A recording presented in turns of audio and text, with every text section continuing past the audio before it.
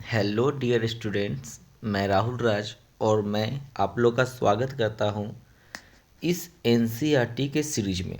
इस वीडियो के माध्यम से हम लोग क्लास नाइन्थ का ज्योग्राफी का एनसीईआरटी डिस्कशन करेंगे। और इससे पहले भी मैंने कुछ वीडियो बनाया है इस चैप्टर नंबर 1 का। तो अगर वो वीडियो आप नहीं देखे हैं तो सबसे पहले आप प्ले लिस्ट में जाकर वो वीडियो देखें, तब ये आपको समझ आएगी। अगर आप क्लास नाइन्थ के स्टूडेंट्स हैं तो आप नोट्स ज़रूर करेंगे, मैं बीच में नोट्स भी करवा दूंगा। अगर आप ऑर्डिनरी ऐसे देख रहे हैं ओनली, तो आप नोट्स करने की कोई ज़रूरत नहीं है। चलिए दोस्तों, तो स्टार्ट करते हैं। जो आज का टॉपिक है, इंडिया एंड द वर्ल्ड। इसका कहने का मतलब ये हुआ कि इंडिया का अब इम्पोर्टेंस हम लोग देखने जा रहे हैं वर्ल्ड के रिस्पेक्ट में। दैट मीन्स इंडिया कहाँ पर प्रेजेंट है वर्ल्ड वाइड, वर्ल्ड के लेवल पे। बगल में मैप लगा है, फिलहाल आप देख सकते हैं रेड कलर से इंडिया दिखाया जा रहा है। मैं इसको जूम भी कर दे रहा हूँ तो आपको पता है इंडिया है जो एशिया में प्रेजेंट है। और आप यहाँ एज्यूम कर पाइएगा, ये रहा एशिया, ये रहा एशियन कॉन्टिनेंट। तो और भी नीचे तक ये सब एशिया में ही आता है। तो ये है एशियन कॉन्टिनेंट, एशिया कॉन्टिनेंट, ठीक है। तो एशिया कॉन्टिनेंट में इंडिया कहाँ है? साउथ वार्ड है। क्योंकि आपको अगर मान लीजिए ऐसे हम पूरा ये एज्यूम करते एशिया है, तो नीचे में यहाँ पे क्या प्रेजेंट है? इंडिया। और साथ में आप ये भी देख रहे होंगे कि इंडिया के जस्ट नीचे एक ओशियन है जिसका नाम क्या है? Indian ocean. ये वाला जो फोटो दिख रहा है, मैप दिख रहा है, ये है अफ्रीका। और ये जो दिख रहा है यहाँ पे, ये है यूरिया बोले यूरोप। और ये है इंडिया। और इस साइड में मालूम है, ये टोटल एशिया कहेंगे तो इधर होता है ईस्ट एशिया, वेस्ट एशिया, और इस साइड में ईस्ट एशिया। फिर से दिखा देता हूँ, मैं बैक करता हूँ। देखिए, अगर ये टोटल एशिया है तो ये हुआ ईस्ट एशिया, ये भी ईस्ट एशिया का पोर्शन है। बट इधर वाला किसका हो जाएगा? Waste Asia. तो इंडिया कहीं ना कहीं ईस्ट और वेस्ट एशिया के बीच में प्रेजेंट है। और साथ में इंडियन ओशियन के जस्ट ऊपर प्रेजेंट है। और टोटल एशिया के सबसे नीचे, सबसे साउथ में, एशिया के सबसे साउथ में जो कंट्री है वही क्या है? इंडिया है। तो इसकी अपने इस लोकेशन का क्या इंपॉर्टेंस है? क्या इससे स्ट्रेटेजिक फ़ायदा है? क्या इससे बेनिफिट है कि नहीं है? और यहाँ ये भी जानने की कोशिश करेंगे कि इंडियन ओशियन, इस ओशियन जो यहाँ पर ओशियन दिख रहा है, इसका नाम इंडियन ओशियन पड़ा तो क्या सही में इसका नाम इंडियन ओशियन पड़ना चाहिए? और इससे इंडिया को फ़ायदा है? देखते हैं। चलिए अब आते हैं, लाइन बाई लाइन रीडिंग करते हैं, इसमें यही जानकारी मिलेगी। और लास्ट में देख लेंगे सुएज कैनाल के बारे में। ठीक है, देखिए थोड़ा मैप को जूम आउट करते हैं। चलिए देखें, अब देखिए लिखा हुआ है the India landmass has a central location. Central means बीच का, सेंट्रल लोकेशन, ठीक है। क्या है? Central location between the east and the waste Asia. यानी कहने का मतलब ईस्ट एशिया, वेस्ट एशिया के बीच में कौन है? के बीच में कौन है? इंडिया है, ठीक है। ये बीच का लोकेशन है। इसका मतलब कोई भी अगर व्यापारी होगा, कोई भी ट्रेडर्स होगा, वो इंडिया से ईस्ट में भी जा सकता है, इंडिया से वेस्ट में भी जा सकता है। यानी बोल सकते हैं कि इंडिया जो है ना, वो ईस्ट एशिया वेस्ट एशिया दोनों को कनेक्ट करने वाला है। दोनों क्या करने वाला है? कनेक्ट करने वाला है, ठीक है। देखिए, ईस्ट एंड वेस्ट एशिया के बीच में प्रेजेंट कौन है? सेंट्रल लोकेशन किसका? इंडिया। तो पहला से यहाँ से क्या एरो मार्क हम लोग स्टार्ट करेंगे कि India is the central location between east Asia and the waste Asia. लिखिए, India is central location, India क्या है? बीच का लोकेशन है, between east Asia and the waste Asia. चलिए आगे देखते हैं। इंडिया इज यहाँ देखिए, India is the southward extension of Asian continent. तो यहाँ से पता चल रहा है इंडिया कौन से कॉन्टिनेंट में? एशियन कॉन्टिनेंट में। और ये क्या है? साउथ वार्ड एक्सटेंशन है। क्या एक्सटेंशन है? South ward. और आप देख भी रहे होंगे यहाँ पे, आप यहाँ पे देख भी रहे होंगे, ये एशिया में साउथ में जो एक्सटेंड किया है वही क्या है? इंडिया है। आप देख भी रहे होंगे। चलिए आगे देखते हैं हम लोग। अब देखिए यहाँ पे, तो ये कंफर्म हो गया, India is present in the Asia, Asian continent, it is the southward extension. तो लिखिए अगला रिमार्क लिखिए, India is southward extension of Asian continent. चलिए अब आते हैं अगले पॉइंट को समझते हैं। The trans Indian ocean, trans means पार होता है, आर पार। Indian ocean routes, Indian ocean routes का मतलब इस रूट से इधर से कोई आएगा या इधर से आएगा। समझिए, फिर से समझाते हैं इस चीज़ को, इस पॉइंट को समझिए, नहीं तो आप केवल रट लीजिएगा। देखिए यहाँ पे, यानी trans ocean, trans Indian Ocean लिखा है ना, यानी ओशियन के आर पार। यानी इंडियन ओशियन से कोई भी अप डाउन करेगा, चाहे ईस्ट से वेस्ट जाए, चाहे वेस्ट से ईस्ट जाए, इसके बीच में क्या कनेक्ट करेगा? इंडिया। यानी वो आदमी इंडिया होकर जाएगा, तो इससे क्या होता है, इंडिया को फ़ायदा होता है। क्यों होता है फ़ायदा? क्योंकि जो भी शिप होगा, इधर से शिप आके अपना क्या करेगा, सामान यहाँ अनलोड करेगा, फिर यहाँ से कोई शिप क्या करेगा, इसे लोड करके यहाँ पहुँचाएगा। यानी वेस्ट एशिया और साउथ एशिया,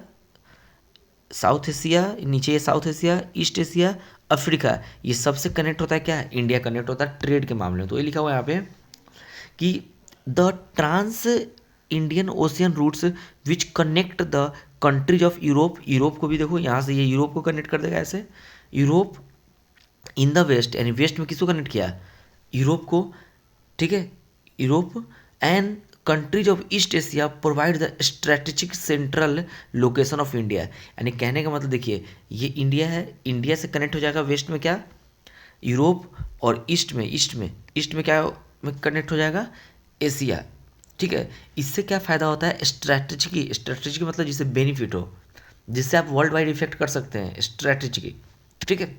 तो यहाँ से भी एक लाइन हम लोग नोट कर सकते हैं, क्या लाइन रहेगा, लिखिएगा कि India connect European countries, India connect European countries in the west and east and connect East Asia countries in the East Asia मतलब एशिया का ईस्ट, देखो ये पूरा एशिया है, तो इधर जो होगा ईस्ट एशिया, इधर जो होगा वेस्ट एशिया, ये है यूरोप और ये है अफ्रीका। देख लो जिसको नहीं समझ आ रहा है सब। तो ईस्ट एशिया का भी कनेक्ट करता है, यूरोप को भी कनेक्ट करता है, वेस्ट एशिया को भी कनेक्ट करता है। देखिए फिर से क्या कर रहा है, note that the Deccan peninsula, देखो पेनिसुला किसे कहते हैं, वैसा लैंड मास जिसके तीन तरफ से वाटर बॉडी प्रेजेंट हो, which is bounded by the 3 sided water bodies is called the peninsula. तब डेफिनेशन लिखे थे, पेनिसुला डैश, तो लिखिए the land mass which is bounded by 3 sides water bodies, 3 side से वाटर बॉडी से जो घिरा होता है, उस लैंड मास को लोग बोलते हैं प्लेटू, सॉरी प्लेटू बोले, पेनिसुला बोलते हैं, ठीक है। तो डेक्कन प्लेटू, ये इंडिया को अगर देखें, इंडिया के मैप में हम थोड़ा जूम करते हैं, देखिए यहाँ पर। अच्छा चलिए हम दूसरा मैप लगाते हैं, एक मिनट चाहिए, आपको पता है इसमें मैप बहुत सारा, चलिए यहीं पे देख लीजिए। तो आपको ये जो दिख रहा है, ये ऐसे जो दिख रहा है, ये पेनिसुला है और डेक्कन है, इसके यहाँ पर नाम पड़ता है डेक्कन प्लेटू, इसका नाम पड़ता है डेक्कन प्लेटू, इसलिए नाम है डेक्कन पेनिसुला। पेनिसुला, ठीक है, protrudes into the Indian Ocean, ठीक है, Indian Ocean, thus helping India to establish the close connect with the waste Asia, Africa, Europe from the western coast. अब वेस्टर्न कोस्ट क्या समझिए, देखिए कोस्ट ये है, ये देखिए यहाँ पे इस साइड में, देखिए बाएं साइड में, तो ये है वेस्टर्न कोस्ट और ये है ईस्टर्न कोस्ट, ठीक है। यानी चलिए मैं दूसरे मैप पे आपको ले चलता हूँ तो आप समझ आएगा, एक मिनट रुक जाइए। और ये रहा वर्ल्ड वाइड मैप, चलिए इसको ऐसे थोड़ा करते हैं, देखिए अब देखिए यहाँ पे, तो ये वेस्टर्न कोस्ट जो है ना, यहाँ पे ये इंडिया का वेस्टर्न कोस्ट है, इससे इंडिया किससे कनेक्ट हो रहा है, अफ्रीका, इससे इंडिया किससे कनेक्ट हो रहा है, यूरोप, इससे इंडिया किससे कनेक्ट हो रहा है, वेस्ट एशिया से। तो बोल सकते हैं कि peninsula, Deccan peninsula connect India from Africa, Europe, West Asia, from where, western coast. और इस साइड देखिए, इस साइड क्या पड़ता है, इस साइड से ईस्टर्न कोस्ट, इस साइड से क्या पड़ता है, ईस्टर्न कोस्ट, यहाँ पे क्या पड़ता है, ईस्टर्न कोस्ट। और देखिए एंड यहाँ से देखिए and with South East Asia from the eastern coast, और ईस्टर्न कोस्ट से ईस्ट एशिया में और साउथ ईस्ट में और ईस्ट एशिया से कनेक्ट करता है। तो एक लाइन लिखेंगे, लिखिए एक लाइन क्या लिखना है मैं बोल देता हूँ, लिखिए western coast of India connect Africa, Europe and West Asia. फिर से सुनिए, western coast of India connect Africa, Europe and West Asia. In other hand eastern coast connect India, South East and South West Asia, South East and East Asia, ये लिखना था, sorry यहाँ से क्या लिखिएगा लास्ट में, south East and East Asia. कहने का मतलब ये, अगर इंडिया है ना, तो इंडिया अफ्रीका को कनेक्ट कर रहा है, इंडिया यूरोप को कनेक्ट कर रहा है, India south sorry West Asia को कनेक्ट कर रहा है किससे? ईस्टर्न कोस्ट से। वेस्टर्न कोस्ट से वेस्ट एशिया को और साउथ वेस्ट को, साउथ ईस्ट को और ईस्ट एशिया को, ठीक है, फ्रॉम द ईस्टर्न कोस्ट। यहाँ तक हो गया। अब देखिए सबसे इंपॉर्टेंट लाइन अब पढ़ाने जा रहा है आपको। देखिए यहाँ पे क्या है, देखिए इंपॉर्टेंट लाइन क्या है, नो अदर कंट्री, कोई और country has a long coastal line on the Indian Ocean as the India has. यानी कहने का मतलब ये हुआ कि इंडियन ओशियन में, देखिए यहाँ पे इंडियन ओशियन को जूम कर रही है, देखिए इंडियन ओशियन का फोटो, ये रहा इंडियन ओशियन। तो इंडियन ओशियन में बहुत सारे इधर से कंट्री दिख रहा है, यहाँ से बहुत सारा कंट्री दिख रहा है, बहुत सारे छोटे छोटे कंट्री है, लेकिन जितना लंबा जितना लंबा जितना लंबा इंडिया का कोस्टल लाइन्स है उतना किसी और कंट्री के पास नहीं है। और आपको मैंने बताया था 7516 किलोमीटर, और बोले थे इसी को अब नया में हम लोग याद रखेंगे 11098 किलोमीटर न्यू डाटा के अकॉर्डिंग, यानी 11,000 किलोमीटर कोस्टल लाइन्स है इंडिया के पास। इतना कोस्टल लाइन्स किसी और कंट्री के पास नहीं है, किस में? इंडियन ओशियन में। तो आप इस पॉइंट को नोट डाउन कीजिए, लिखिए, एरो मार्क दीजिए, लिखिए, no other country has the long coastal lines as India in Indian Ocean. No other country has long coastal lines in Indian Ocean as India. But India की तरह Indian ocean में किसी और country का लंबाई coastal line में नहीं है। अब बताओ, जिसका जितना लंबा कोस्टल लाइन रहेगा उतना ट्रेड करेगा पानी से, उतना वाटर रूट से ट्रेड करेगा, उतना बेनिफिट होगा, इसलिए इंपॉर्टेंट है। एंड इंडीड इट, और इंडिया के पास ऐसा है। चलिए इट इज, अब यहाँ पे क्या इंपॉर्टेंट है, देखिए यही बताएगा कि इसीलिए। अब बताइए इंडियन इस ओशियन में, इस ओशियन मान लो इसका कोई नाम नहीं था, मान लो इसका नाम क्या था? एक्स था। अब बताओ इस जो एक एक यहाँ रेड कलर का जो दिख रहा है उसको बोलते हैं हम इंडिया बोलते हैं। इसका इंपॉर्टेंट देखिए, कोस्टल लाइन सबसे बड़ा है इसका, चलिए अच्छा बात है। दूसरी बात ये अफ्रीका से, यूरोप से, वेस्ट एशिया से, इस साइड में देखेंगे तो साउथ ईस्ट से, ईस्ट एशिया से कनेक्ट करता है, ठीक है, इंडियन ओशियन को। तो यानी कहीं ना कहीं ये इंडिया के पास लंबा कोस्ट लाइन है, इसके कारण कहीं ना कहीं इस ओशियन का नाम क्या पड़ गया? इंडियन ओशियन, जो होना भी चाहिए, केवल नाम रखा नहीं है, काम का भी है। तो देखिए वही चीज़ लिखा होगा, it is India's eminent position, यह इंडिया का महत्वपूर्ण पोजीशन है। इमिनेंट पोजीशन मतलब important position in Indian Ocean, इसीलिए ये इतना लंबा कोस्टल लाइन्स है, इतना चीज़ को कनेक्ट कर रहा है, इसीलिए इंडिया के पास India's eminent position in the Indian Ocean which justify the naming of an ocean after it। यानी जो ओशियन का नाम इंडियन ओशियन पड़ा है, और इतना इसके पास क्या है? कनेक्शन है, इतना इसके पास क्या है? लंबा कोस्टल लाइन्स है, इसलिए इस इंडियन ओशियन का नाम इंडियन ओशियन पड़ा है। इसको जस्टिफाई कर रहा है, यह पोजीशन जस्टिफाई कर रहा है। इन्हें कि इंडिया एक छोटा सा कंट्री है, मान लीजिए अगर सोचिए ऐसे कि इंडिया का कोस्टल लाइन बहुत ही छोटा होता है, बहुत ही छोटा होता है, हद से ज़्यादा छोटा होता है, तो इसका नाम शायद इंडियन ओशियन पढ़ना अच्छा बात नहीं होता, क्योंकि नाम है बॉडी छोटा, नाम पड़ गया मेरे पे, यानी इंडियन ओशियन का नाम पड़ गया, यानी इस ओशियन का नाम पड़ गया इंडिया पे, बट इंडिया का कोस्टल लाइन बहुत छोटा रहता तो अच्छा लगता नहीं। देखिए ये तो अलग चीज़ है। अब देखिए एक चीज़ और दिखाती है, अब नया चीज़ समझने चल रहे हैं हम लोग। देखिए अब आते हैं स्वेज कैनाल। एक चीज़ है यहाँ देख लीजिए, लास्ट है, डू यू नो, क्या आप जानते हैं? Since the opening of the Suez canal, Suez canal का मतलब क्या होता है समझिए। देखिए ये रहा यूरोप, यूरोप के आदमी को अगर इंडिया आना होता ना, ये रेड वाला में, तो ये ऐसे घूम के आता था, तब इंडिया में व्यापारी करता था ऐसे, यानी टोटल ये यूरोपियन। देखिए यहाँ पर फिर से इंडिकेट करता हूँ मैं, यहाँ देखिए ये यूरोप पूरा अफ्रीका के चारों बगल से चक्कर लगाते लगाते लगाते लगाते लगाते कहाँ आता था? इंडिया में आता था। कहाँ आता था? इंडिया में आता था। लेकिन एक चीज़ और देखिएगा, थोड़ा सा ध्यान दीजिएगा, एक मिनट वेट लगेगा। देखिए यहाँ थोड़ा और जूम आउट कर रहा है, अब आप देख सकते हैं यहाँ पे, देखिए ये दिख रहा है यहाँ पर, अगर इसको हम कनेक्ट कर देते हैं, यहाँ पानी है, फिर से देख लीजिए, हटाते हैं, मैं गोला केवल कर रहा हूँ, इसमें देखिए, इसमें यहाँ ध्यान दीजिए ये वाला पॉइंट को। अगर यहाँ देखिए इधर वाटर था, यूरोप है, ये यूरोप को कनेक्ट करना था, अगर ये यूरोप इसमें होकर चला है इंडिया, तो रास्ता आसान होता कि नहीं होता?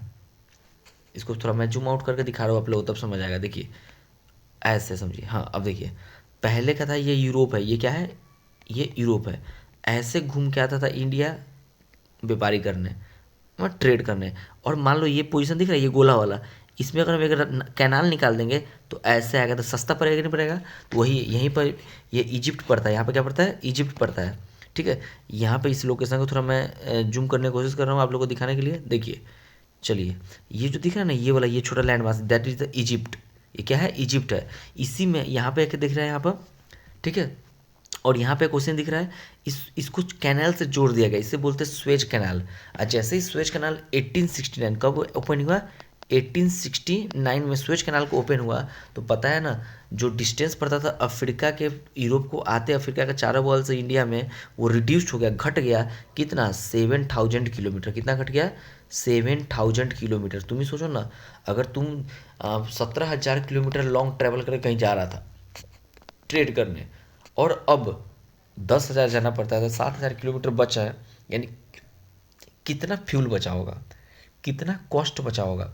तो हर चीज़ का ट्रेड सस्ता होगा, तो वही चीज़ लिखा हुआ है यहाँ पर, नोट करके लिख लीजिएगा इस चीज़ को। सिंस यहाँ पर है, यहाँ since opening of the Suez canal in 1869 India's distance, India का distance from the Europe, Europe कहाँ है, ये है इंडिया, कहाँ था जो यहाँ पर रेड कलर था और ऐसे घूम के आता था, तो रिड्यूस्ड हो गया बाई 7,000 किलोमीटर। तो क्या क्या बन रहा है, स्वेज कैनाल। स्वेज कैनाल कहाँ पड़ता है, इजिप्ट में पड़ता है। कहाँ पड़ता है, इजिप्ट में, यानी मिस्र में, इजिप्ट में पड़ता है। कब ओपन हुआ, 1869 में ओपन हुआ। कितना डिस्टेंस घट गया, 7,000 किलोमीटर डिस्टेंस घट गया। समझिए कितना फ्यूल बचेगा।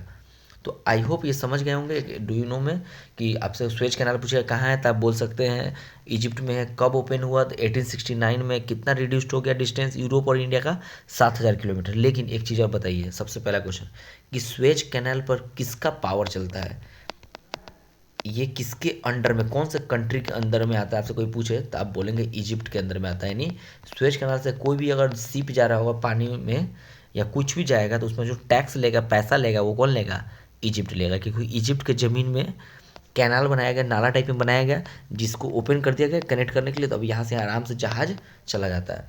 तो आई होप डियर स्टूडेंट्स आप समझे होंगे इस चीज़ को। चलिए, और मैं इसे थोड़ा छोटा कर देता हूँ। देख लीजिए, ये मैं पढ़ाया हूँ आज इस टॉपिक को, आप लोग नोट करने की कोशिश करेंगे। ये रहा आज का मैप, ठीक है। और अच्छा लगे वीडियो को तो लाइक भी करें, और कोई डाउट हो तो इस पर भी आप पूछ सकते हैं कमेंट के माध्यम से, और अपने दोस्तों के साथ शेयर भी करें। और ऐसा कोई दोस्त है जो पढ़ना चाहते हैं 9th क्लास को, उनको भेजें कि आप यहाँ से NCERT के, मैं सब सब्जेक्ट डालूंगा। फिलहाल मैं जियोग्राफी डाल रहा हूँ, जैसे जैसे होगा वैसे मैं जियोग्राफी के अलावा भी और सब्जेक्ट डालूंगा।